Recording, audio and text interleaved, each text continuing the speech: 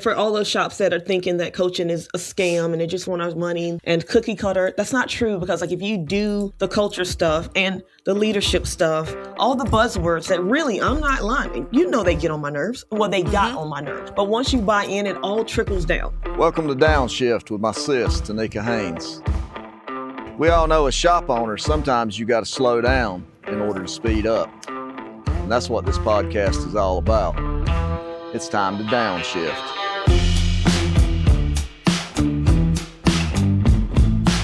If it's not messy, that means you're not doing anything. Yeah, that's not true. My teacher used to say that. My desk is a mess because I'm very busy. Like, no, it's not true. My house is a mess because I'm very busy. I can come up with all kinds of excuses.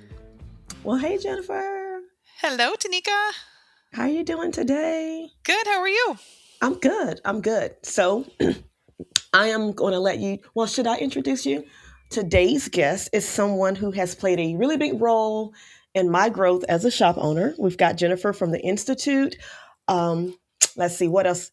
Oh, and she owns Service Plus Automotive. I do. And that's in New York, correct? It is. Northern New York. Do you have a lot of snow right now? We didn't get the snowstorm that the Northeast did, but we've had about 3 foot on the ground for months. So it's just been really cold all winter, so we haven't lost it. So our banks are past up to the mirror on my Traverse. The snow banks are, but that's typical for us this time of year. See, that is something I do not want to understand ever in my whole life. If we get 2 to 3 inches, North Carolina shuts down, so we would be out of business. I know. I was there at the end of January. We don't have the stuff to do the things to get the snow up. Doesn't make any sense. Yep, we do. Oh, yeah. Good for you. Well, then you don't get to just be at home and be lazy. At what point do you guys shut down? Like, how much snow would shut New York down? It's not the amount of snow, it's visibility. Okay. So if we get high winds and snow, or snow that will move in wind, they'll shut roads down because of visibility. But we can get a foot and a half overnight. And as long as it stops snowing by 4 a.m, we can still go to school because we have the equipment to plow the roads. Nope. No, because it's cold. It is, so, no. Yeah. But so school buses, that means the kids have to stay outside to get on the school bus. But the buses probably wait for them, right? They do, yeah. They're picked up at pretty much every individual house because we're very rural. The county I live in has more cows than people, literally. So we're a very big dairy farming community. That's wild. So Jennifer knows what it's like to be in the base, to be in the office, in the numbers, in the chaos and all the things. You spend your time helping other shop owners grow their business, and that horrible, terrible word, leadership. You've been coaching me on leadership. She's also my coach. So Jennifer, welcome to the Downshift. I'm not really good at this yet, but I want to have fun for the next few minutes and we can just relax. So I'm glad that you don't get to have your wine, but I know how you love your wine. I've been working all day and just got off of a coaching call with another group 2 member, Bobby Lambert, and his manager, Brian Miller. Yeah. So I'm in the thick of it and headed to vacation next week. So I'm wrapping things up here at the shop with my 2 current managers. So I'm going to be here till about 6 tonight, just tying things up so I can leave for 2 weeks. That's good. Probably you just celebrated a birthday, a big one. I saw your very nice AARP card in the mail. I did. So I would have burnt that joker. Well, it's my daughter. God. That was funny. I turned 50 on Monday, and I've decided that 50 is fabulous, and 50 is going to be a fantastic decade, and I'm ready to soar into this and elevate other people around me, such as yourself and the group members that I work with, and the leaders at my shop, and get them to the next level. And I'm just ready to go. 50 is going to be a great decade. You better do the Sally O'Malley thing from Saturday Night Live. I want you to look it up. Okay. I like to kick and stretch. Have you seen that? I'm going to send you that. You're going to have to do the Sally O'Malley because I'm planning to do it as soon as I turn 50 as well. So tell me about your story. You grew up in the industry. Did your dad own the shop as well? I think our stories are similar. They are. They're very similar. So give me the Cliff Notes version of that. Okay. So kind of rewind to college. I went to school for human resources and operations management. At 22, I was offered the HR position for a 7-store new car company, 375 employees. And I was brought in and said, "This is your HR department, run it." I said, Oh, "Okay, okay. throw me in the deep end. Let's go." Had two fantastic owners. Don and Al Carbone are just wonderful people. Mm-hmm. My manager Steve again was, "Let me know what you need, and we'll help you." And you run it. And I was 22, fresh out of college. So did that for 4 years. Worked an hour away from home. Wanted to start a family. Knew having a baby and having an hour and 10-minute commute one way was going to be really difficult. Dad decided that he was going to move from the 3-bay old gas station shop to the building we're in now. We already know what to do. We've been to the trainings, paid for the coaching, learned the right way to inspect cars, build estimates, and talk to our customers. That's not the problem. The problem is consistency, because some days it only works when the right person is working. And when they're not, it's a whole different shop. So now you're stuck in that cycle. You need a strong team to run a great shop, but you need a great shop to attract a strong team. Make it make sense. That's why I rock with Detect Auto. Detect Auto streamlines your service processes with automations that save time, increase maintenance sales, and improve productivity without changing your whole system. It plugs in, guides your team through inspections, recommendations, and even customer communication. Now, that's not just based on memory or mood, that's how a shop runs. And let me tell you, I've been using it for over a year now. My ARO is up 63%. That's not new knowledge. That's just consistency. If you're tired of your shop depending on who showed up today, go check out Detect Auto. Book a demo.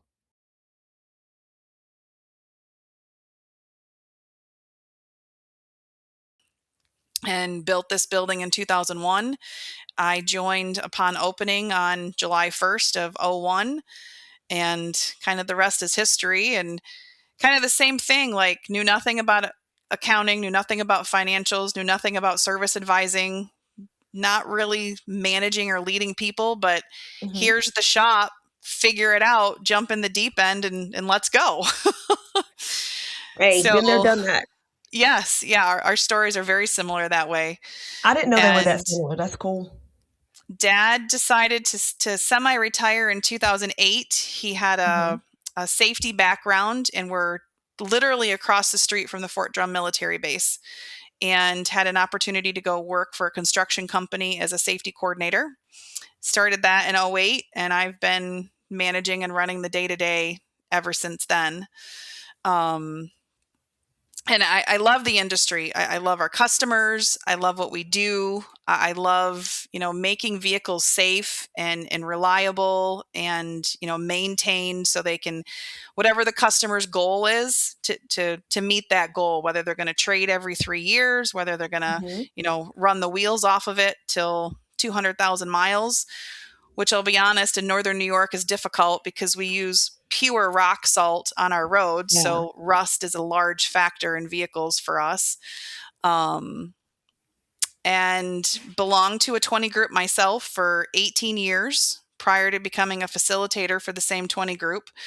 So learned everything I need to know about financials, KPIs, marketing, processes and procedures, um, little leadership. I've had more leadership training probably in the past 4 years through the Institute with the high performance and the legacy group with Michael Smith and prior to Mm-hmm. that. But I give a lot of credit to my facilitator, John Waffler. He was very instrumental, especially in the KPIs and the financial aspect of that. And Tonnika, that's my strength and that's my passion. Even I though don't like people, it. I know you don't, but I you're don't like it. beginning to. I still don't like it. I understand it, but I still do not like it. I'm telling you, it makes my eye twitch every time I do it. I'm just like, oh God. But I get it. I get it. You have to be that's your scorecard. We can go out and play this game of auto repair business all we want to, but the financials are our scorecard, and to tell us if we're going to win or not. Yeah. Net Numbers don't profit. lie. People do. And I use that all the time and give, in quotation marks, Tonnika Haynes. Yeah. Numbers don't lie. People do. I actually It is used a that this fact. morning with a Yeah. group member. So John was looking to retire in, gosh, what was it now? 2001 or 2021, 22 in that time frame. Has joked for years that I've been after his job because of my participation in the group meetings. And Yeah. you know me well enough that I have a little bit of a takeover personality. And if I think something and feel passionate about something, it's going to be said. So As it should. that was prevalent in the group meetings for many years. Had the opportunity to start to work with the Institute with Cecil Bullard and Kent, and now are facilitating 3 groups, working with about 58 shop owners, co-facilitating the program with Aaron Woods. So we do content writing for the training that our group members receive. We do individual coaching. We provide resources. We just made the new financial forecast tool that we started to utilize last fall. And both of us are shop owners, so we understand what it takes for you and our group members to do what you do day to day. I think that's awesome that you are still in a shop too. Because I think most people think they're coaches or facilitators, as if you like to call it, or, oh, you just this old washed up shop owner. You don't know, you don't know, you don't know. But no, she knows. I do. She knows. Yeah. Yep. I have You're the still same in there. struggles in my own shop. I mean, when I Right. stand in the front of the room and say, our benchmark for parts GP is 55%. Well, there are months that we struggle to get there and Yeah. have to make the same adjustments that I'm asking my group members to make, and come back and have those discussions with my 2 managers here. So technology changes, staffing shortages, marketing frustrations and opportunities, and changing technology and marketing as well. So, I'm learning along with you and doing the same thing. And I love that you're very relatable. And I think that's part of the problem. People don't think that they can talk to their coaches about the ugly stuff. Like for you, you've been on your own without your dad for like, what's that, 18 years? Mm-hmm.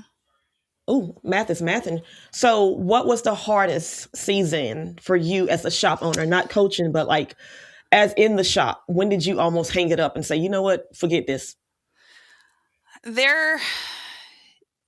I love my dad. We are very different managers. He was always the good old boy system. We're come on in, we're going to make it work. Do we We're the really need, same person. yeah, do we need to I know really what you're meet gonna say.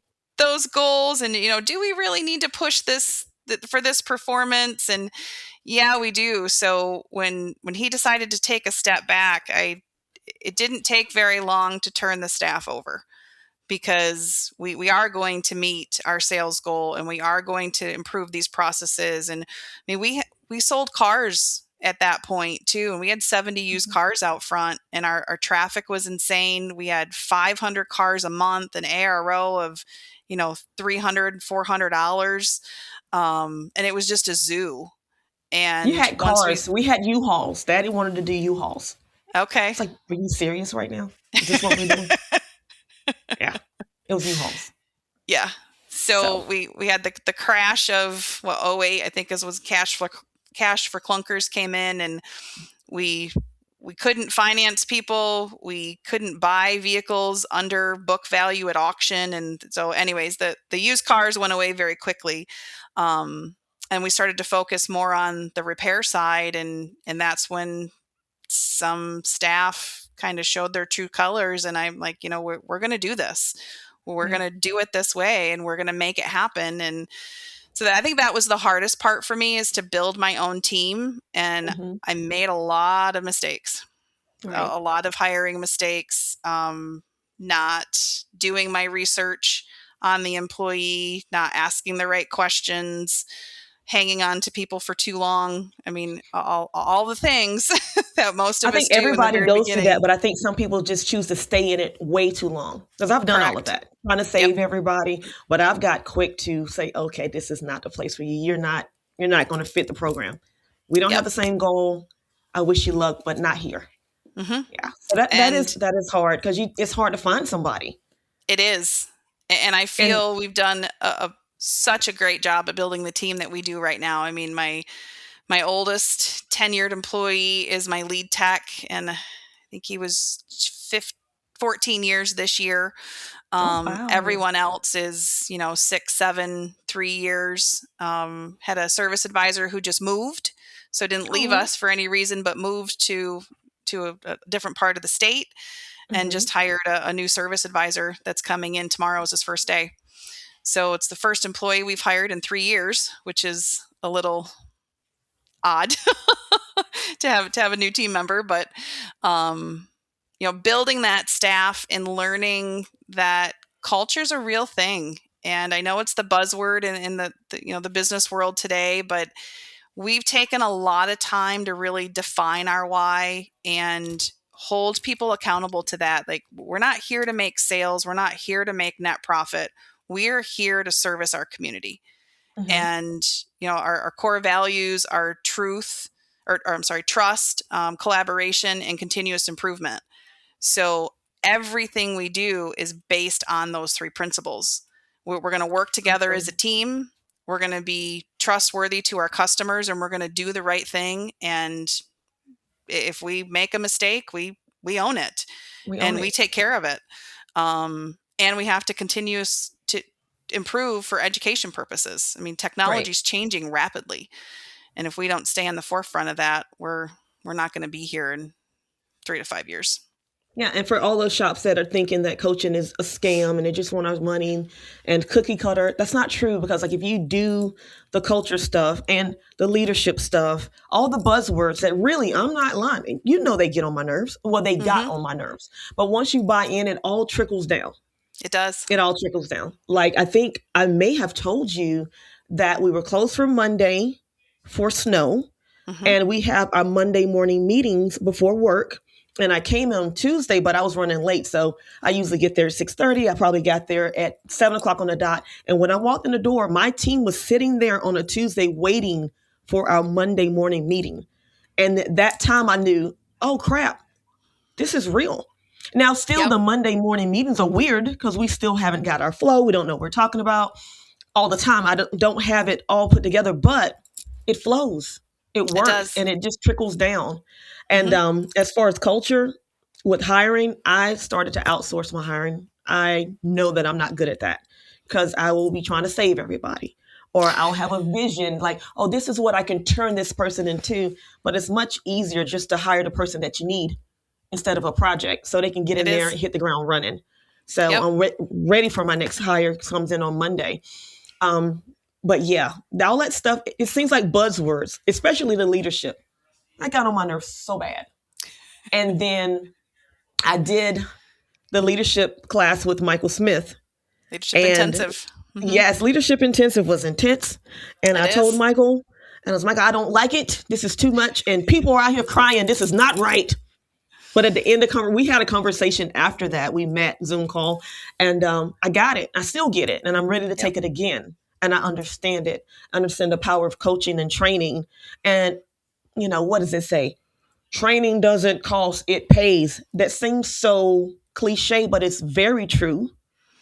And I wish more shop owners did it. And from what I understand, some people say 1%, some people say 10%, but a lot of people are just missing out on it. And they're not even trying because there's so much free stuff out here. Hmm. Like the lives and the talks and the webinars and the YouTube videos. People don't even go and look for the knowledge. They just want to keep doing the same thing over and over and over and over. And then they say, oh, I can't find good customers. I can't charge what I want. I can't find good tips. You can. You You can. can if you just do the work.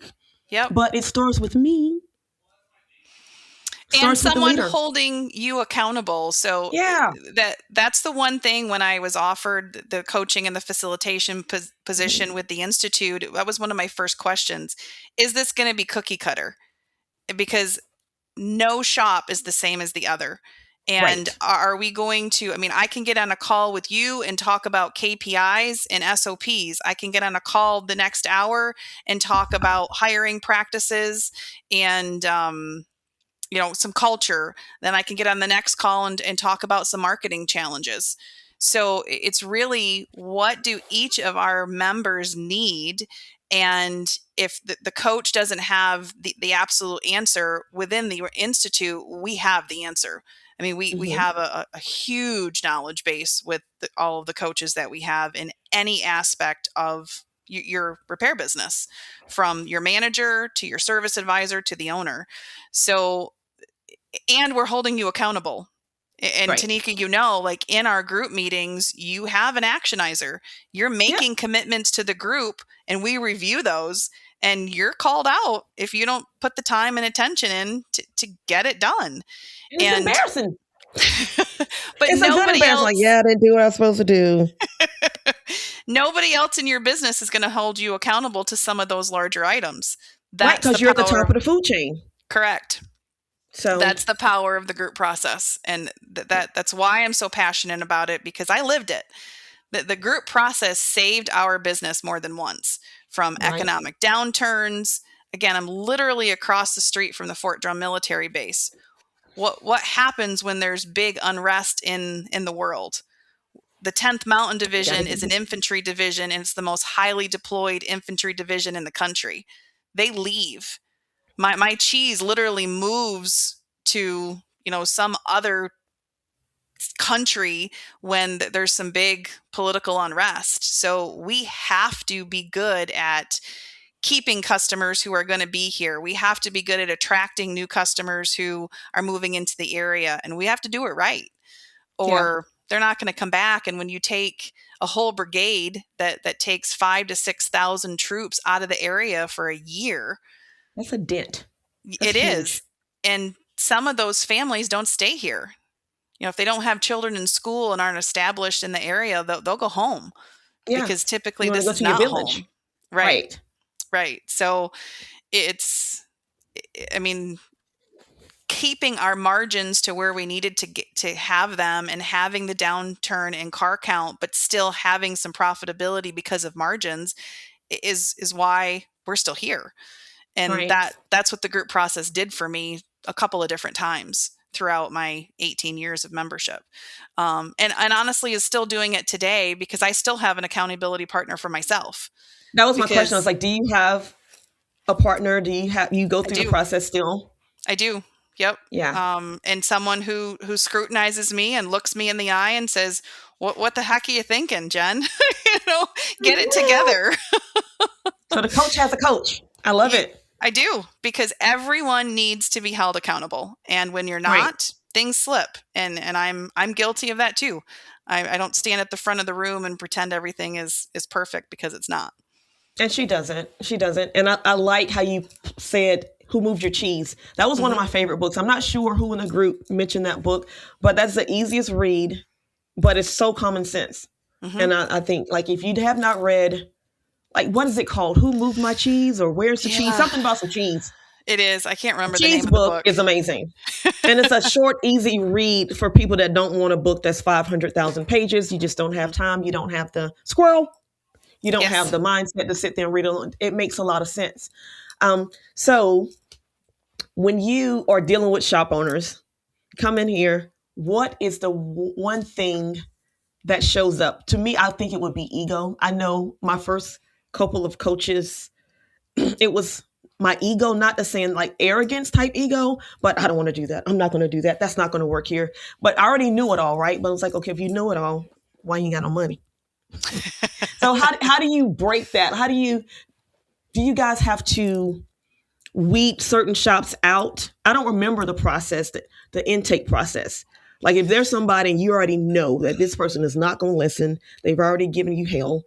Do you just say, well, the institute's not right for you, or do you still try to go in there and save that shop?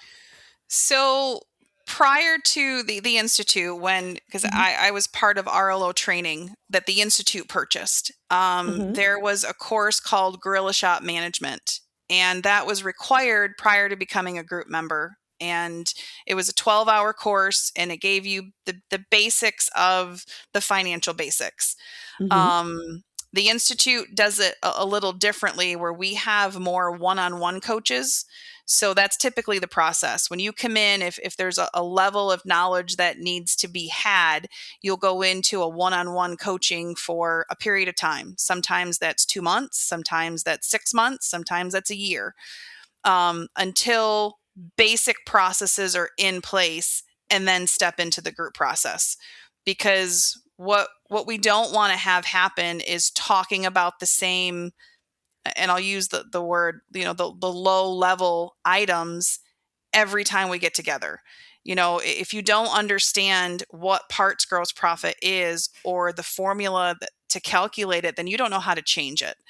And Right. that's where the one-on-one coaching kind of handles all of that, and then has someone step into the group, who can discuss the level that we discuss it in. And I mean, you came in as a one-on-one coach, a coaching client. I think I met with you 2 or 3 times and said, you got to be in a group. Yeah. Your financials were not 100% together, but could be very quickly with some focus. But your personality, your determination for improvement, your core shop processes were fantastic, and we just saw evidence of that in January, because we were at your shop doing your review through the group process. Always trying. And so, I mean, that's typically how we start. You have to have that basic level of knowledge, and you have to be able to step away from the business. So if you are an owner who is a full-time technician or a full-time service advisor, you have to replace yourself to be able to commit to the group process and all the time that it's going to take to do the homework, to meet with your accountability partners, to meet with your coach, and to travel to the 3 in-person meetings a year. So that's kind of how we handle it, is individual coach, whether that's me, whether that's Aaron, or the other owner coaches that we have. I think we're at a staff of 8 right now for owner coaches within the Institute. That's the process. So everybody knows that you coach me, and this is my 3rd coaching experience. First, I was with Drive, and they're out of California, and that was my first toe dip into coaching. I did like my facilitator. I did. I just didn't like the program. And Okay. then I went to 180 Biz with Rick. And that's still my homeboy. I love him. Loved all of his processes and whatever. But I kind of felt like I changed. I like to experience different ideas and different ways of seeing stuff. I always say, for me, cooking is my thing. Yes, this is the basics. This is how you do it. But I'm going to look in other cookbooks and other recipes to see how I can put a little razzle dazzle on it. So, coaching me, how bad is it? Be honest. What is it like? You think it's bad. You're not ever. Because I know my facial expressions. I'm just sitting there like, what in the hell? Oh yeah, but you've got stuff done. Expressions. Yeah, I mean, you think that you're difficult, Tonnika, but you're not, because you take the information, you take the homework, the tasks that I give you, and you get it done. That's I'm what cussing the I whole ask. time, but I get it done. That's what I ask for a coaching client. Like, if you want to get to the next level, we can get you there, but you've got to put in the work. I can give you the tools. Is real. I love it. It is. I love and hate it. I'm not going to lie to the people. Man, I'm just like, I don't want to do this. I won't do it. But then once I do it, like once I get my numbers in there, I can see the growth and I can see the percentage and I can see where I need to tweak stuff. It's not easy. It's rewarding. Mm-hmm. And for you, I can remember the first couple of meetings, you were the full-time service advisor, and you thought, there's no way I can step out of this role because no one can do it better than I can. But guess what? They can't. They try really, really hard, but they cannot be me. No, and it's funny because I was laughing in a Zoom call earlier with Amazing Women in Automotive, that whole network. It's like, I don't know what cars are in the shop. I really don't. I'll see my favorite customer. I'll see the customer's name that I really know I need to go speak to, and I'll make sure I see them. Yep. But I don't know all of the day-to-day. But I know that I have to look at my numbers. I have to listen to my phone calls. I have to do this. I have to make sure the training is going on. I haven't ordered any parts. I haven't checked on stock. I mean, I check on stock, but I haven't done all of the things that I was doing. Yep. And I don't know the last time I worked a full week at work. Like they literally are telling me, "Are you going home? Like you can go home now, Miss Tonnika."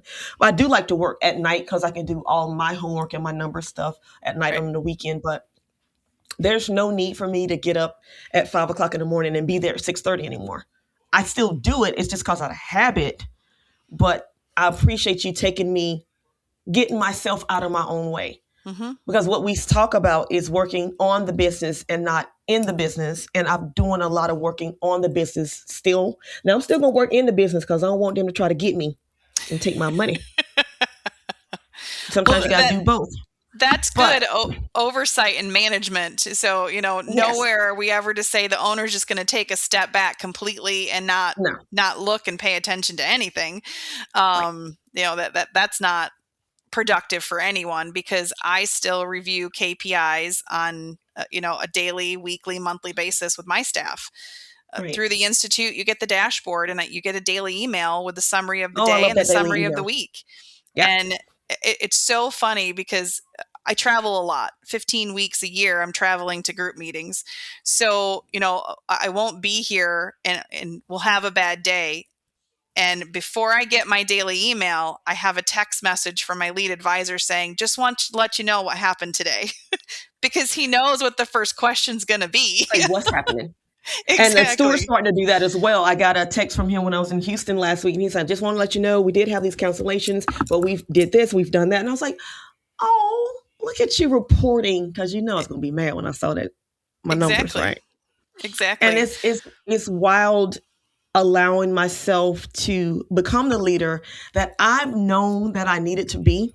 Mm-hmm. And then after doing the leadership intensive, I'm not sure exactly what he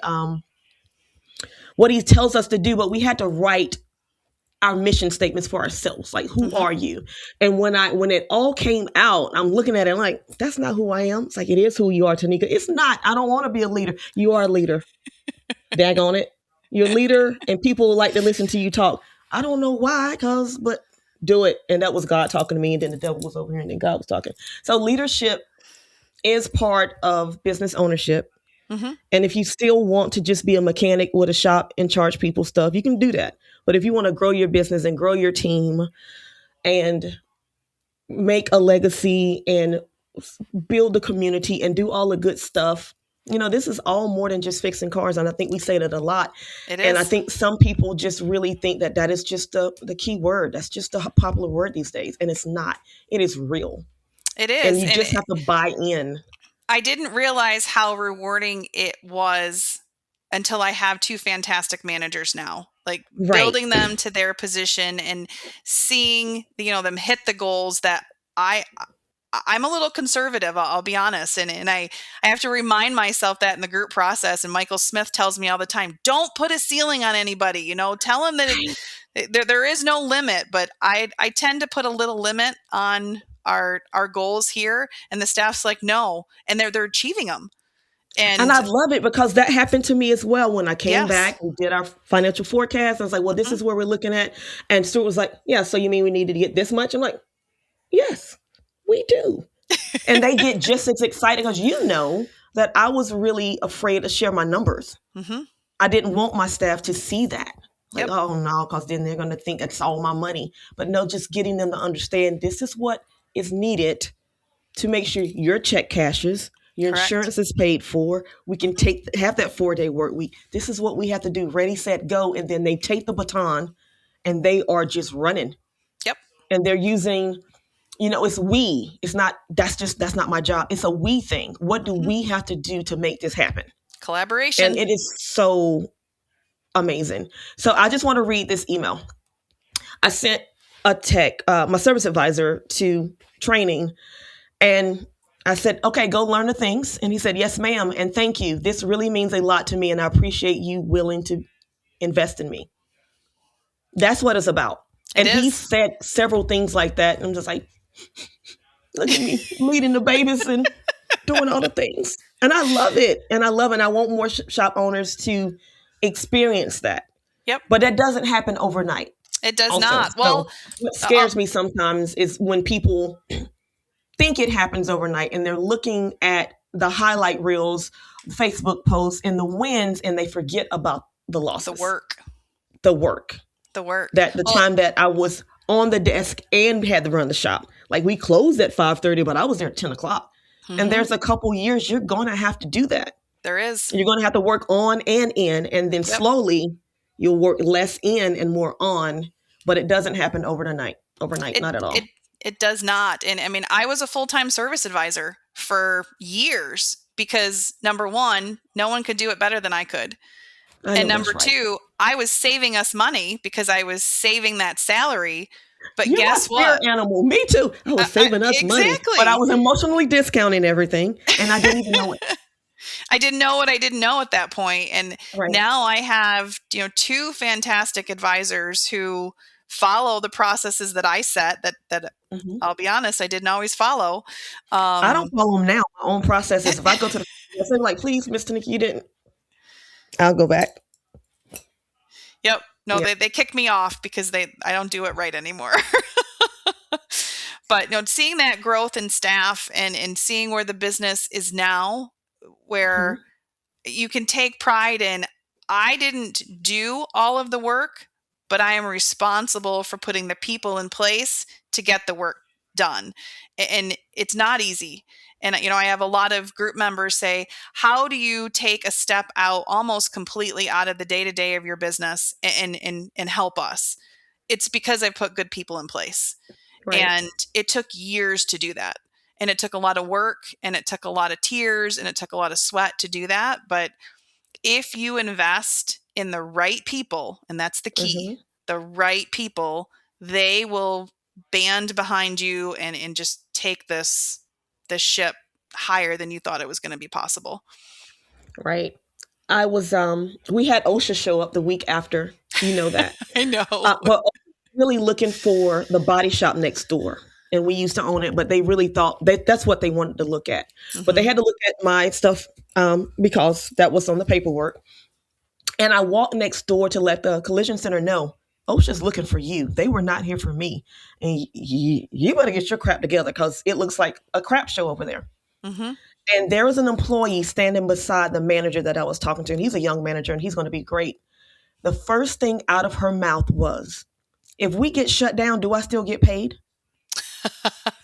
Now, I thought about that. I looked at her and she said it more than once. And I'm like, this is not about you right now.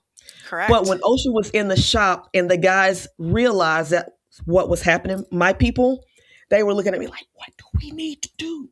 Right. Like they were like, what do I was like, they were like, what do we need to do to make this go smoothly for you so we can keep our shop open? Correct. But she had the mindset of, this is a job, just over broke. This is a job. This is all about me. What happens to me if something happens? Instead of saying, hey, what do I need to do to help us get in line with what OSHA needs? Correct. So that's the difference between an employee and a team member. Correct. And I would not have said that, and I would not have noticed that 3 to 5 years ago. And that's part of leadership. It is. And healthy leadership, and mine is not perfect. I'm still working on our stuff, and they know that I'm working on it. I'm like, guys, if I'm not here, I'm somewhere learning stuff. So we can do this right. We can do this without a lot of stress and chaos, and we can do our job and go home. This is why I'm not in the shop. I'm not playing. And they can see it. If you're not honest and open of, you know what, I didn't handle that right. Right. I admit and recognize in myself that I don't always do it perfect, but you know what? I'm going to do better next time. And that's what I ask of you too. Yeah. So help me help you, and you help me as well, because I don't know what I'm doing.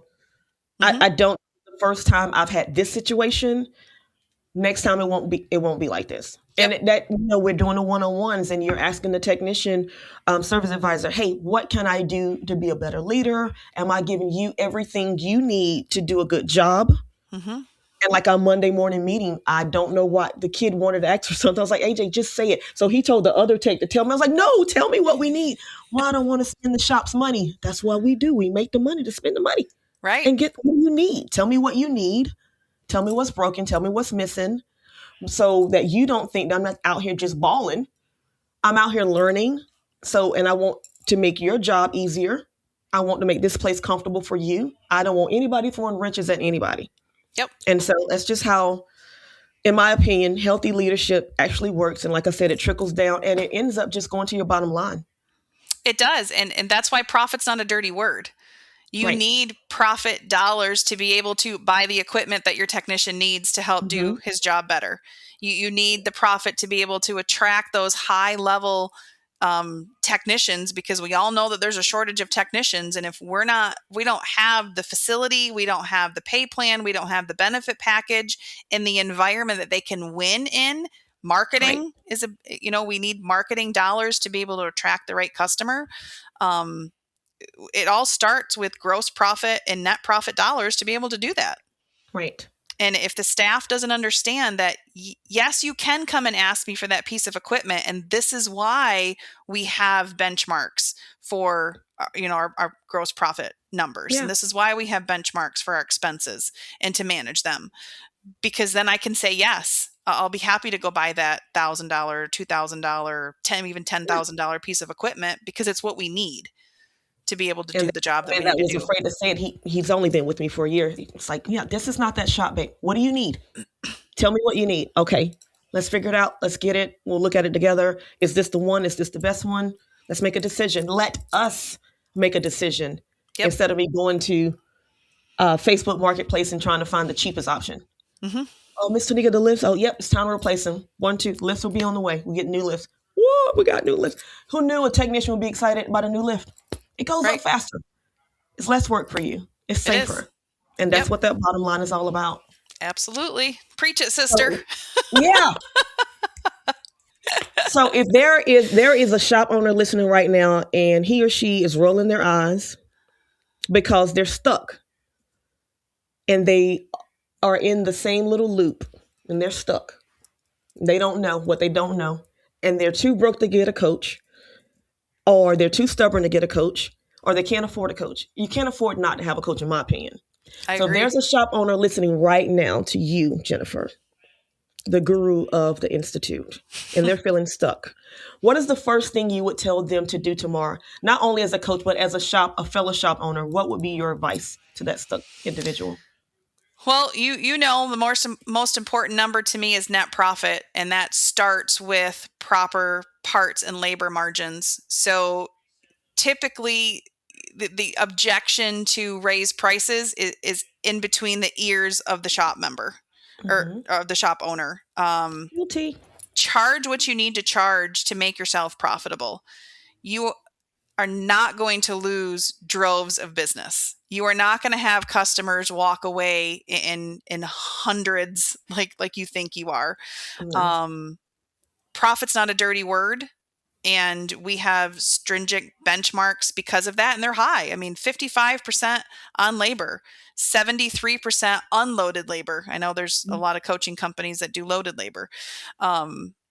Make sure that you're pricing things at a point where you can survive and you can buy that piece of equipment, and that you can send your technicians to training, or you can offer the benefits that you can offer.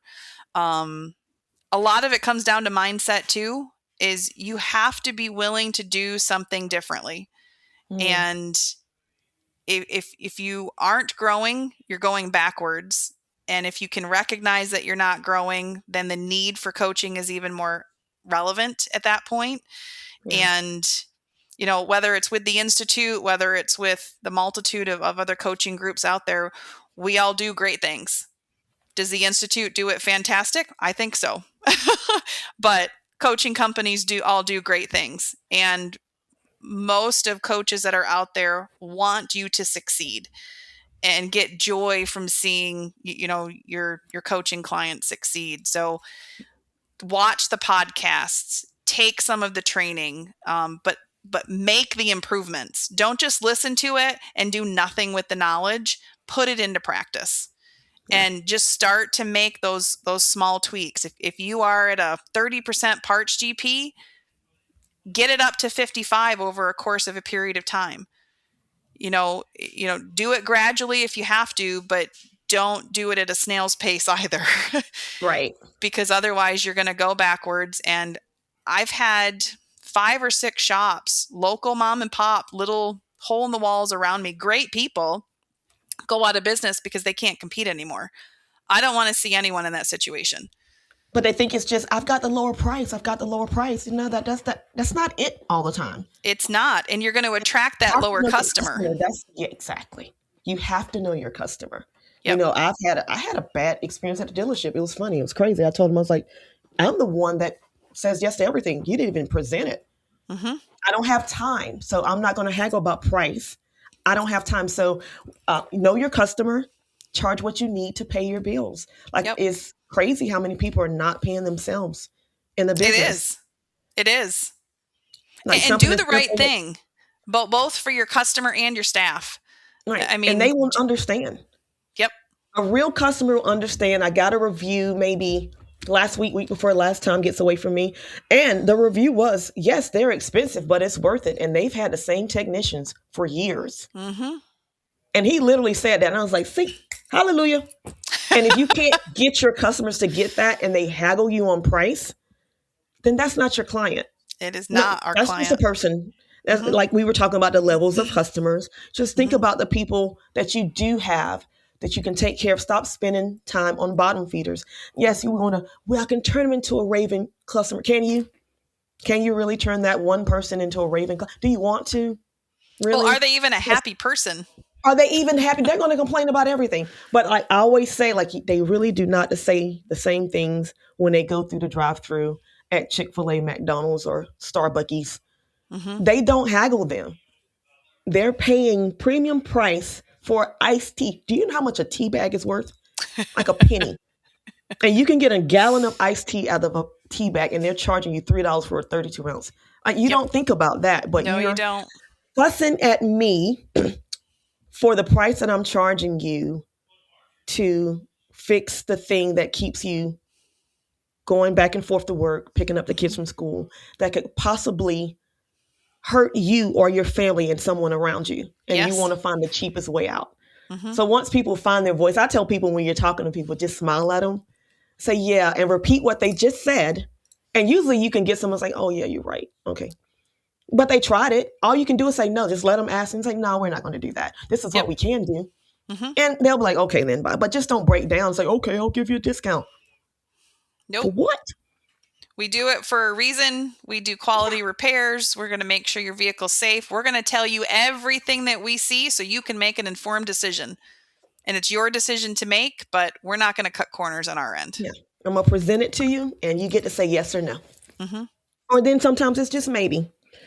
So, yeah. What gives you the hope in this industry? We always talk about the industry is bad and the industry's going bad and we can't find any technicians. I honestly believe that we have to build them now. We have to build some of these technicians. But what else? What in this industry gives you hope right now? We're never going to go away. I mean, auto repair is always going to be there. People, you mean the AI bots are not going to come take their jobs? No. The robots are not going to fix the cars? No. Working with the owners that I do within the group process just give me a lot of joy. Watching people succeed. I was on with a group 5 member this morning, and he has just a horrible year and a half of wrong staff. He's got the right staff now, and things are just soaring, and just watching the excitement on his face instead of the, oh my goodness, what am I going to do? I'm never going to be able to get through this, to I have the right staff and I put them in place. And I did this, gives me a lot of joy. But this industry is never going away. And one of the motto of the Institute is better business, better life, better industry. And I firmly believe that we can change this industry one shop at a time by giving the owner the knowledge they need to have to go back to their own shop and say, you know what, we're going to be better in all aspects. We're going to build better managers. We're going to have better employees. We're going to make you better skill wise. And we're going to do a better job at servicing the customers, because our industry has a horrible rap. And we fight that rap every single day. But we had a customer in this morning and says, I've never had an experience. It was a woman who just moved. They just moved to Fort Drum. I've never had a positive experience like I have here. Your information was wonderful. There was no high pressure sales. You talked to me like a real person. You didn't make me feel incompetent because I asked a question on a part that I didn't understand and you explained it to me. That's what I want to see for our entire industry. And that's why I push shop owners to do what we do within the group process and to be real people. And I don't know, it fills my heart, it fills my bucket to watch the success of the owners around me, which trickles down to their employees, which trickles down to their communities, and just the ripple effect that we can have across the entire country is pretty amazing when you think about it. Yeah, the way you put it, that's perfect. I agree. I do agree. Well, Jennifer, thank you not just for this conversation and taking your time out of your busy day, getting ready for your vacation, but I also want to thank you for pouring into me over the last year and a half. I feel like it's been 2 years. Yeah, I don't it's know. I have almost to look 2, that up. I think. Is it almost 2? I can tell you guys firsthand, growth is very uncomfortable. It's very uncomfortable. They call it growing pains. Yes, it hurts for a reason. But it hurts for a reason. You have to get uncomfortable to get to the next level. But it's definitely worth it. So when leadership feels heavy, when you question yourself, you just have to continue to trust the process. And I just don't want anybody out there in the internet and the World Wide Web, Beyonce's internet, thinking that when you see other shop owners winning, that they have it. If they don't, we are still crying. We're still struggling. We're still taking the classes. We're still coaching. We're still listening to the podcast. So once you change your mindset, you change what you're looking at, read a good book, ask for help. Then once you can afford to get that coach, sky's the limit. Sky's not the limit. Go to the moon. There's no limit. There's no limit. Jennifer, I'm going to let you go back and wrap it up. And I hope you have a wonderful vacation. And I'll see you on the coaching call tomorrow. And let me go do my homework for the Institute before I get in trouble. Well, thank you, Tonnika. And I love your voice in the industry. So thank you for being just that voice of positivity and all that you are and your ray of sunshine personality. So if anybody wants to get in touch with the Institute, how do they sign up? How do they look into how to become part of this whole gang that we got going on? Wearetheinstitute.com. There is a connection button to our team to talk about any program that we have, and that ranges from service advisor training to manager training, owner training, group process, individual coaching, and the legacy program. So if you want to be a growth engine and learn how to expand into multiple locations, we have a platform for that. But wearetheinstitute.com. And we'll get you there. You have my word on that, because everyone within our organization is there to help the person in need to get to the next level. And sometimes that comes with pushing and shoving, and sometimes that comes with, let me hold your hand and walk side by side. And sometimes you're running come on here a little ahead of me and I need to catch up, but we're there to support any level of your business. Awesome. Thank you so much for taking the time. Oh, thank you, Tonnika.